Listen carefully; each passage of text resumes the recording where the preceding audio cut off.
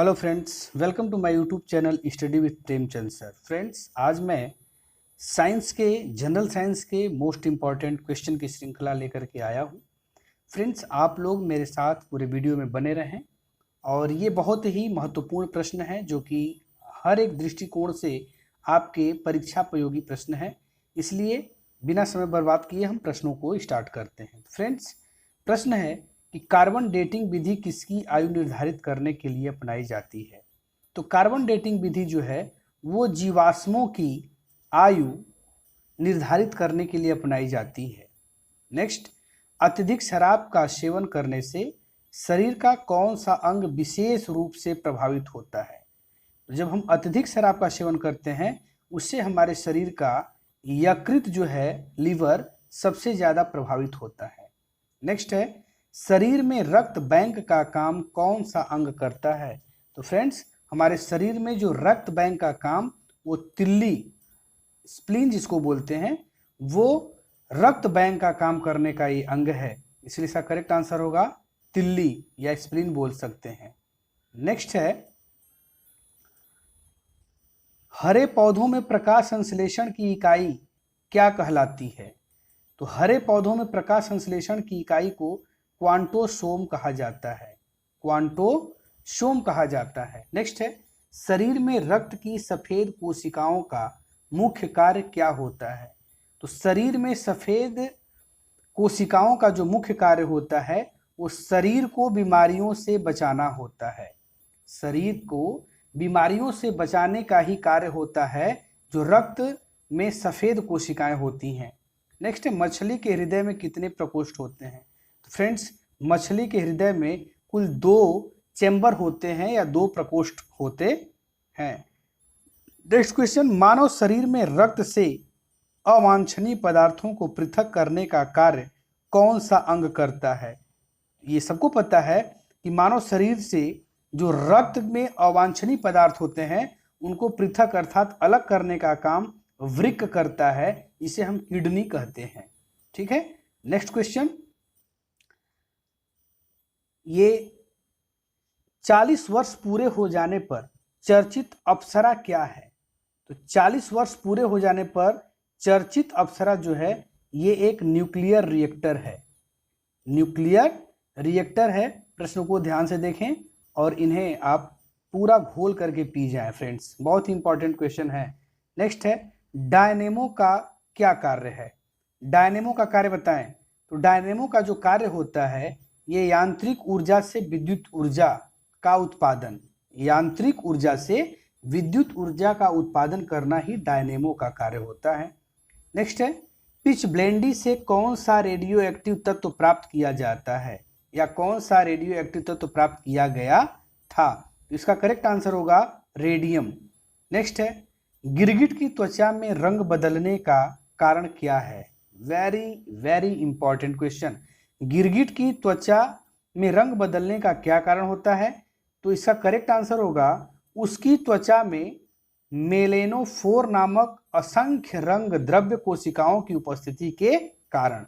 इसको देखिए, मेलेनोफोर नामक असंख्य रंग द्रव्य। तो इसे आप समझ लें अच्छे से। ये जो द्रव्य है इसका नाम है मेलेनोफोर। इसकी उपस्थिति के कारण जो है कि गिरगिट अपना रंग बदलता रहता है। नेक्स्ट है, प्रकृति में सबसे अधिक मात्रा में पाए जाने वाला कार्बनिक यौगिक कौन सा है। तो फ्रेंड्स, प्रकृति में सबसे अधिक मात्रा में पाया जाने वाला कार्बनिक यौगिक जो है ये सेल्यूलोज है। नेक्स्ट, समुद्र के किनारे उगने वाले वृक्षों में वार्षिक वलय क्यों नहीं होते हैं। क्यों नहीं होते? क्योंकि यहाँ की जलवायु में स्पष्ट भिन्नता नहीं होती है। समुद्र के किनारे उगने वाले वृक्षों में वार्षिक वलय की बात कर रहा है, एनुअल रिंग्स की बात कर रहा है। क्यों नहीं होती है? क्योंकि यहाँ की जो जलवायु होती है वहाँ पे स्पष्ट भिन्नता नहीं होती है। नेक्स्ट है, वृद्धावस्था का अध्ययन विज्ञान की किस शाखा के अंतर्गत किया जाता है। तो वृद्धावस्था का जो अध्ययन है वो जीरेंटोलॉजी के माध्यम से किया जाता है। किसके माध्यम से? जीरेंटोलॉजी के माध्यम से वृद्धावस्था का अध्ययन किया जाता है। डोलोमाइट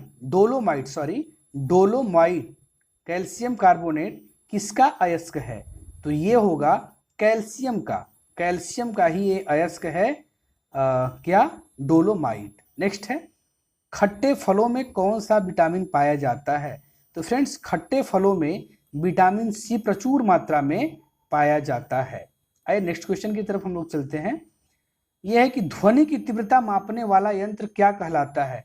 तो फ्रेंड्स ध्वनि की तीव्रता मापने वाला जो यंत्र होता है वो ऑडियोमीटर कहलाता है। मैं आपको बता दूं कि रियल में जो जितने भी क्वेश्चन हैं ये वन लाइनर पूरे सिलेक्टेड हैं जो कि बार बार एग्जाम में पूछे जाते हैं। नेक्स्ट है कि दूध का खट्टा होना किसके द्वारा होता है?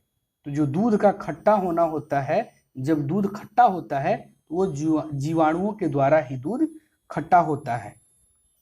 श्वेत प्रकाश के वर्ण क्रम स्पेक्ट्रम में प्रिज्म द्वारा सर्वाधिक विचलित होने वाला कौन सा रंग है?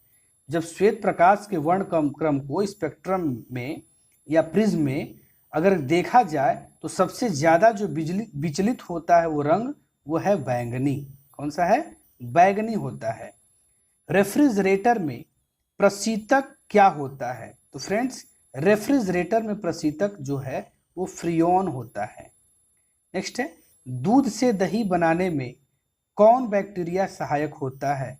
तो दूध से दही बनाने में लैक्टोबैसिलस नामक बैक्टीरिया जो है वो सहायक होता है। नेक्स्ट है किस अंग के कार्य न करने पर डायलिसिस किया जाता है? तो यह है आपका वृक्क। किडनी के सुचारू रूप से कार्य न करने पे इसका डायलिसिस किया जाता है। नेक्स्ट है फ्रेंड्स मनुष्य के मस्तिष्क का सबसे बड़ा भाग क्या है? तो मनुष्य का जो मस्तिष्क होता है उसका सबसे बड़ा भाग जो होता है प्रमस्तिष्क, उसको बोलते हैं सेरेब्रम। नेक्स्ट है राइफल चलाने पर लगने वाला झटका किसके संरक्षण का उदाहरण है? तो यह है रेखीय संवेग के संरक्षण से। कह रहा है कि राइफल चलाने पर जो झटका लगता है वो किसके संरक्षण का उदाहरण है? तो वो रेखीय संवेग के संरक्षण का उदाहरण है। नेक्स्ट है प्रयोगशाला में सर्वप्रथम जीन का संश्लेषण करने वाला वैज्ञानिक कौन है? तो प्रयोगशाला में जीन का संश्लेषण सबसे पहले डॉक्टर हरगोविंद खुराना जी ने किया था, इसलिए करेक्ट आंसर होगा हरगोविंद खुराना। नेक्स्ट चंद्रमा पर वायुमंडल न होने का क्या कारण है? तो चंद्रमा पर वायुमंडल न होने का मुख्य रूप से यही कारण है कि वहां सभी गैसों का वर्ग माध्य मूल वेग उनके पलायन वेग से अधिक है।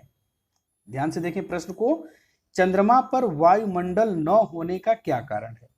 तो चंद्रमा पर वायुमंडल न होने का मुख्य कारण कि वहां सभी गैसों का वर्ग माध्य मूल वेग, ठीक है, उनके पलायन वेग से अधिक है, उनके पलायन वेग से अधिक है। नेक्स्ट है किस एक कोशिकीय शैवाल का उपयोग अंतरिक्ष में खाद्य की समुचित पूर्ति के लिए किया जाता है?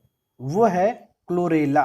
क्लोरेला एक ऐसा कोशिकीय शैवाल है जो कि अंतरिक्ष में खाद्य पूर्ति के लिए इसका प्रयोग किया जाता है। इसका करेक्ट आंसर है क्लोरेला। नेक्स्ट प्राकृतिक रबर किसका बहुलक है? तो प्राकृतिक रबर जो है वो आइसोप्रीन का बहुलक है। फ्रेंड्स आइसोप्रीन याद रखेंगे। द्रव्य की चौथी अवस्था क्या कहलाती है? सबको पता है कि द्रव्य की चौथी अवस्था जो है वो प्लाज्मा को कहते हैं। करेक्ट आंसर होगा प्लाज्मा। नेक्स्ट है देख लेते हैं प्रत्यावर्ती धारा की माप किस यंत्र से की जाती है? तो फ्रेंड्स प्रत्यावर्ती धारा की जो माप है वो तप्त तार अमीटर से की जाती है। किससे? अमीटर से की जाती है। नेक्स्ट है प्रकाश तरंगों के किस गुण से उनके अनुप्रस्थ होने का प्रमाण मिलता है? तो इसका करेक्ट आंसर होगा ध्रुवण। नेक्स्ट है एक वृत्ताकार वलय का गुरुत्व केंद्र कहाँ होता है? तो फ्रेंड्स वृत्ताकार जो वलय होता है, सर्कुलर रिंग्स जो होता है, उसका गुरुत्व केंद्र वलय वृत्त के केंद्र पर होता है। नेक्स्ट है मानव रक्त का पीएच मान क्या होता है? तो मानव रक्त का पीएच मान 7.4 7.4 होता है। आइए नेक्स्ट क्वेश्चन पे चलते हैं। खनिज संरचना की दृष्टि से हीरा क्या होता है? खनिज संरचना की दृष्टि से जो हीरा है वो एक कार्बन होता है। हीरा क्या है? कार्बन होता है। ग्रह गति का सिद्धांत किसने प्रतिपादित किया था? तो ग्रह गति का जो सिद्धांत है केपलर ने प्रतिपादित किया था। नेक्स्ट है हाइड्रोजन बम किस सिद्धांत पर आधारित है? फ्रेंड्स हाइड्रोजन बम जो है वो नाभिकीय संलयन पर आधारित है। प्रोटॉन की खोज किसने की थी? तो प्रोटॉन की खोज रदरफोर्ड ने की थी। नेक्स्ट है कौन सा पदार्थ पृथ्वी पर तीनों अवस्थाओं में पाया जाता है?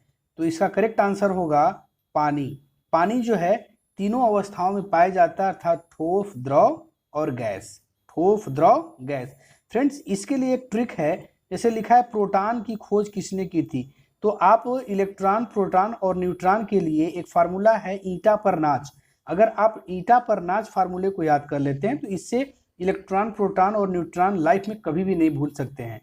अब ईटा पर नाच जैसे ई और टा, तो इलेक्ट्रॉन का थॉमसन, प से प्रोटॉन, र से रदरफोर्ड। देखिए प्रोटॉन का रदरफोर्ड हो गया, नाच न से न्यूट्रॉन और च से चैडविक। तो इसलिए आप इसको याद रखेंगे, ईटा पर नाच जो है एक फार्मूला है इलेक्ट्रॉन, प्रोटॉन और न्यूट्रॉन के लिए।